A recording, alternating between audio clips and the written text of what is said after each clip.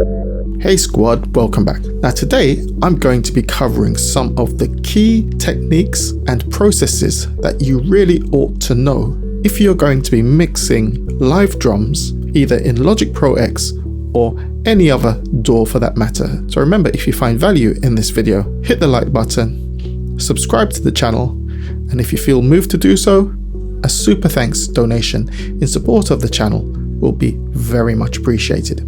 Anyway, it's that time, so let's get into it.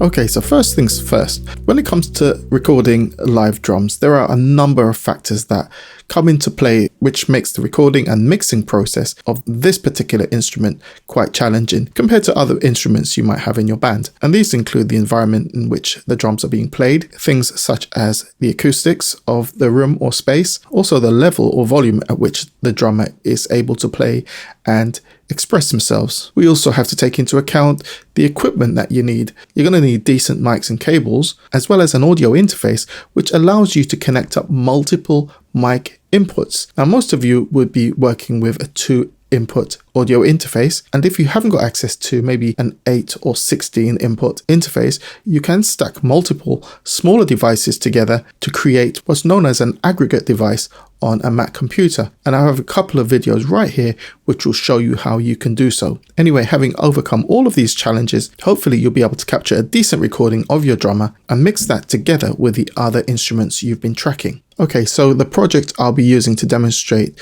this process today is very typical of what many of you would be experiencing. The project itself was recorded by someone else and sent to me to edit and mix for them as a favor. Now, the recording itself did not take place in a proper recording studio. It was in a room, and the microphones were enough to capture a decent recording.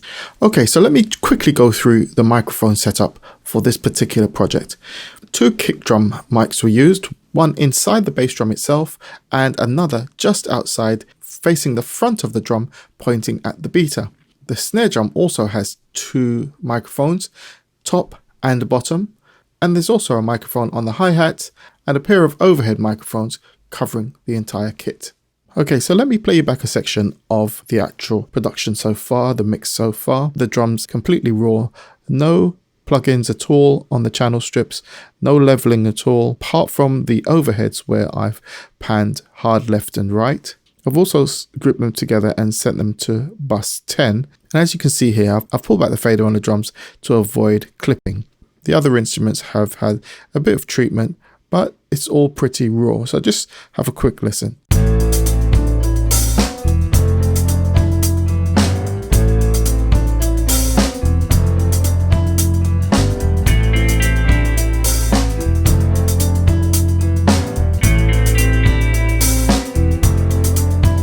Okay, so that's our starting point.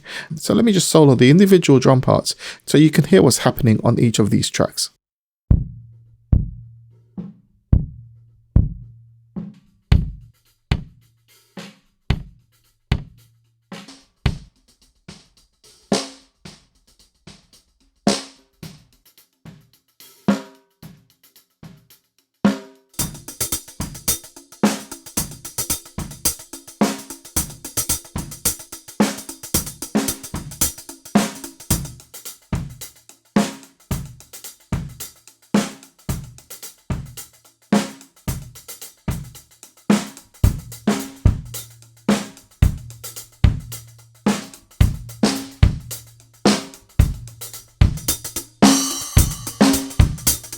Okay, so that gives you a picture as to what's happening for each individual drum. Now, the first thing I'm going to do is clean things up on the kick drum and snare microphones to eliminate bleed or spill from neighboring drums. To achieve this, I'm going to introduce a noise gate.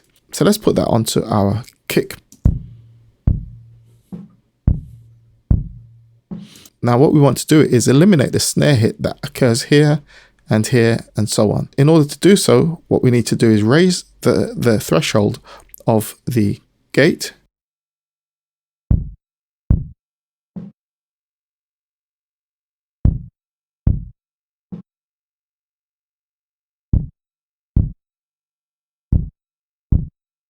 There you go.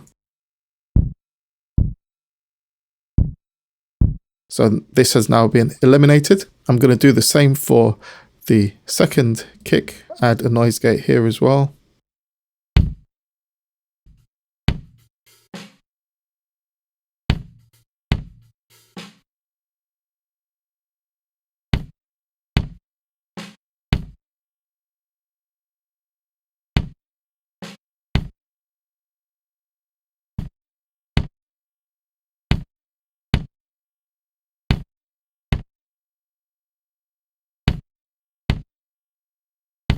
Now we've eliminated the snare hits, but it's actually cutting off the kick drum a little bit too sharp. I'm just going to adjust the hold control right here.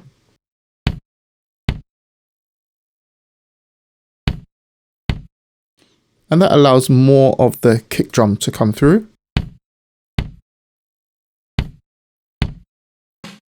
Okay, let's back it up. Increase the threshold a touch there.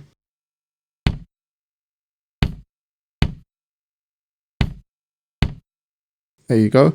We have a more natural decaying kick drum by adjusting the hold. Well, let's go back up here and do the same here. I think we were cutting off a little early as well. There we go. So let's work on the snare now. And we're going to do the same principle. Let's have a listen. Okay, so all we want to hear really is just these snare hits just here. So once again, noise gate, adjust the threshold and the hold.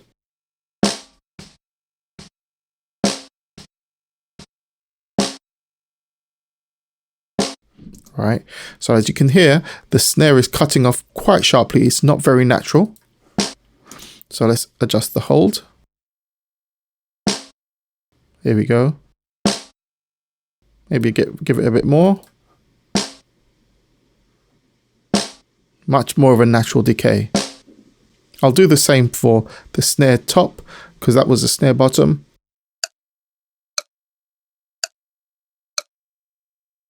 I won't, however, be applying the same technique to the hi-hat track. Have a quick listen. Now, you'd notice that this snare hit, which is actually bled onto the hi-hat track, is louder than many of these hi-hat hits. So if I was to introduce a noise gate onto this particular track to filter out the snare, I'd be losing the majority of my hi-hat hits. Therefore, it wouldn't make sense at all to use a gate on this particular track. However, there are methods of actually reducing and filtering much of the snare hit without actually affecting the hi-hats too much, and we'll get to that. The other thing I want to mention before we move on is the overheads. Now, as you can see, I've got the overheads panned hard left and right. So let's just play those back in isolation.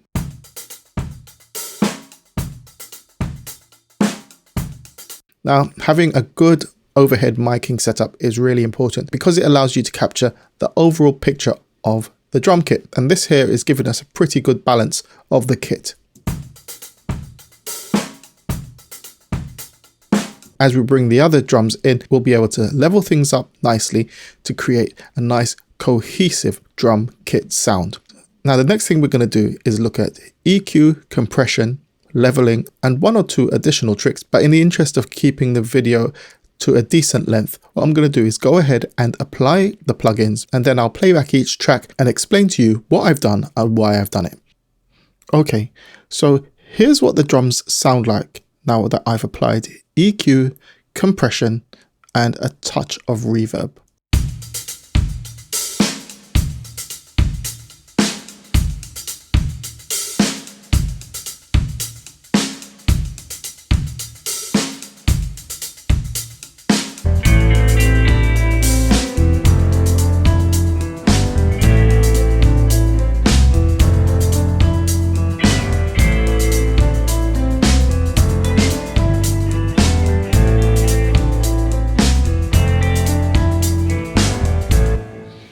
Okay, so let me just go through real quick and show you what I've done on each of these tracks, starting with the inner kick. Incidentally, the gate is the first thing at the top of the channel strip. So the signal hits the gate first, and then we process what comes through.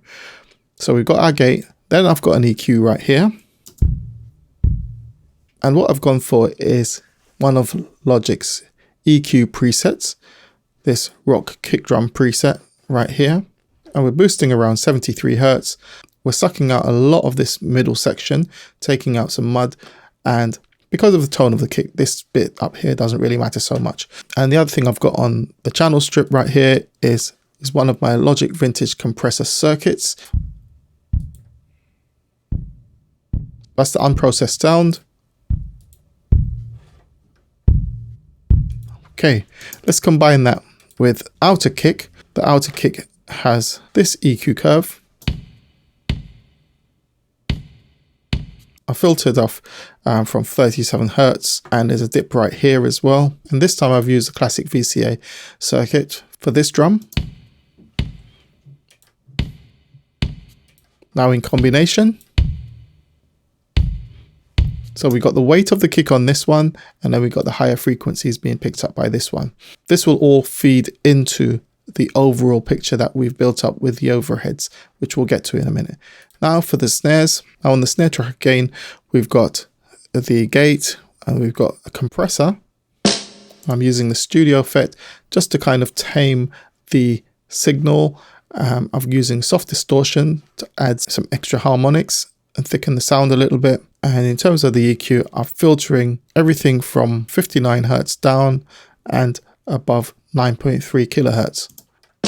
The snare top, all I've got is a console EQ on this one, and I'm using the pop snare preset. Now these are the two snares combined. Let me bring in the overheads so you can actually get some reference.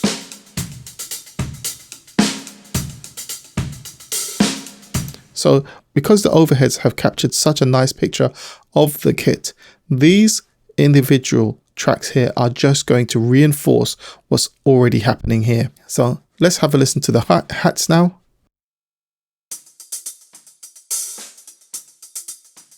The hi-hat fader is all the way down. There's practically nothing coming through.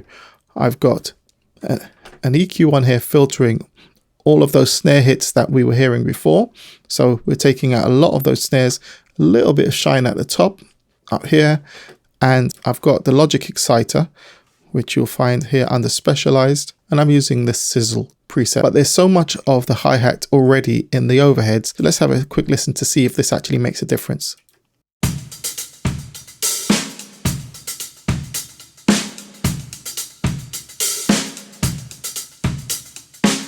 It's just a little bit of extra brightness it's adding.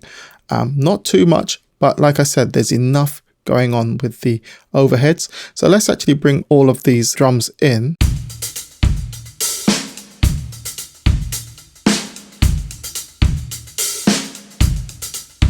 And that's sounding pretty good to me so far. Also, because all of these are going through to bus 10, on the bus, I've got a Logic Overdrive plugin just to give us a slight touch of distortion, add some more harmonics in. Let's switch all of these off actually. So this is the sound of the drum bus without these plugins.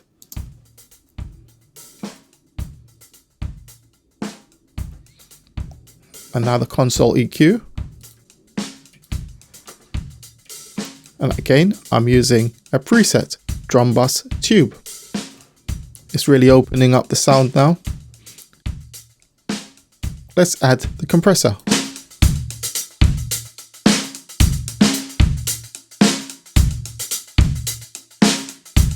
Okay, so I've got some soft distortion here as well. I do like this compressor on my drums. Check out my video on Logic vintage compressor circuits. Really interesting, really useful knowledge in that one. And then I've got a dedicated reverb unit processing the drums as a whole. Bypassed.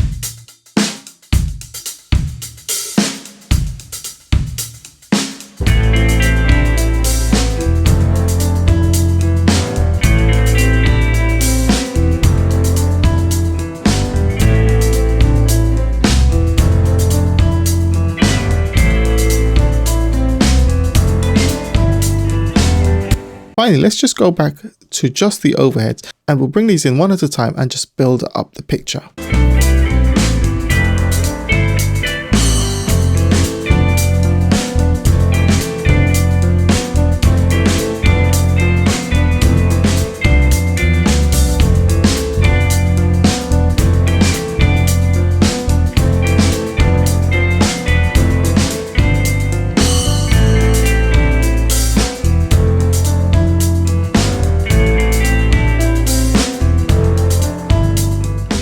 So don't be afraid to try out presets on your individual drum parts, because they can be a great starting point. You've got access to some lovely tools right here in Logic, such as the Vintage Console EQ, the Exciter plugin, which you can use to add additional brightness and crisp tones to certain instruments, and of course the wonderful Logic compressor circuits. Now, I do hope this information has been useful to you. Anyway, if you found value in the video, remember to like, remember to subscribe, and leave me a comment. It's always great hearing from you.